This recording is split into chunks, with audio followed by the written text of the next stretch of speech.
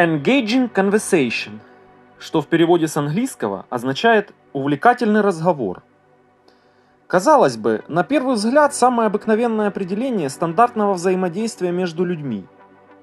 Но вот вопрос, насколько в действительности наша повседневность наполнена разговорами, которые с уверенностью можно назвать увлекательными и, как следствие, запоминающимися.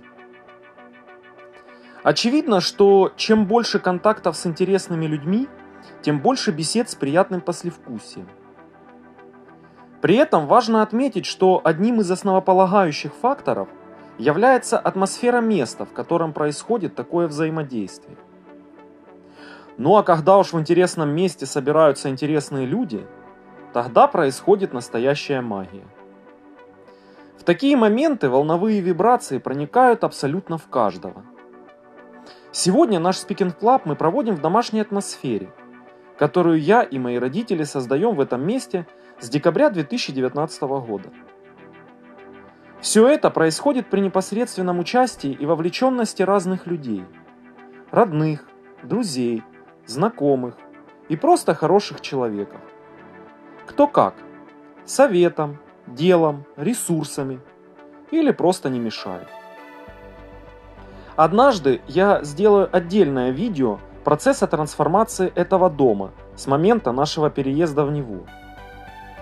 Скажу лишь, что все, что здесь сделано, это результат настойчивости, веры, любви и увлеченности. Ведь искренняя увлеченность чем-либо – это огромная сила, которая, ко всему прочему, действует как сила притяжения. Поэтому идея провести здесь Speaking Club, по всей видимости, тоже производная данной силы. Для нее не существует каких-либо границ в виде пола, возраста, национальности и так далее. Вот и компания у нас собралась соответствующая. Среди нас два native speaker – американец Кэп и канадец Мэтью. Про Кэпа я уже рассказывал в других видео, а вот Мэтью присоединился к нам совсем недавно. Несколько недель назад, прогуливаясь по городу, я услышал, как два парня говорят на английском. Подошел к ним и познакомился. Оказалось, что они оба из организации Красного Креста и Полумесяца, гуманитарные миссии которой помогают многим людям пережить этот непростой период в истории нашей страны. Мэтью из Канады, а его приятель Санни из Филиппин. Вот я предложил им присоединиться к нашему разговорному клубу. Мэтью с радостью принял предложение, и теперь он здесь с нами. А вот, к сожалению, Санни был здесь в Черкассах с коротким визитом. Поэтому, как говорится, next time. Когда все собрались в оговоренное время, то я показал ребятам наше жилище и рассказал историю самого дома, которому, к слову, около 120 лет. Поведал гостям о многочисленных вызовах, в его обустройстве, обживании, а также о создаваемых нами решениях, сопутствующих процессу гармонизации как жилого пространства, так и жизни в целом. Конечно же, все были впечатлены тем объемом работы, который был проделан здесь за относительно короткое время. В такие моменты удается посмотреть на все со стороны, как бы глазами окружающих, и разделить восхищение вместе с гостями.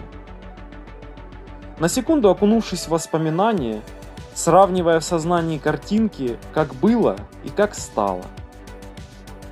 Ну и естественно, как все это не обходилось без всплесков эмоций, нервов и жарких дискуссий. Так идеи трансформируются в результат. Как говорится, огнем, водой, землей и ветром. После экскурсии по дому мы разместились за столом с чаем, кофе и всякими вкусностями. Как обычно, разговор начал течь как река, мягко переливаясь с темы на тему. Мэтью рассказал о странах, в которых побывал, работая в Красном Кресте. К слову, в его списке их оказалось немало за последние 20 лет его работы. Кэп упомянул про свои странствия, а Светлана поделилась историей знакомства со своим мужем, пребывая в Кении. Богдан рассказал, как готовил шоколадные брауни, которые он принес к чаю. Аня поделилась переживаниями за своего брата. В общем, как всегда, разговоры были интересными и разнообразными, собственно говоря, как и сами люди. Так пролетело около 3,5 часов общения на английском. Быстро, но насыщенно. И по итогу можно смело сделать вывод, что дело вовсе не в языке, а в самих участниках нашего спикинг-клаба.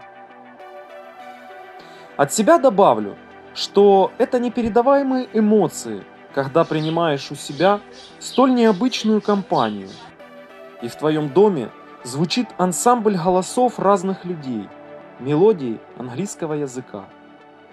В такие моменты кажется, что далекие страны стали еще на шаг ближе, а энергия начала свое движение. Okay, yeah. Okay, so see you. Bye bye. Счастливо.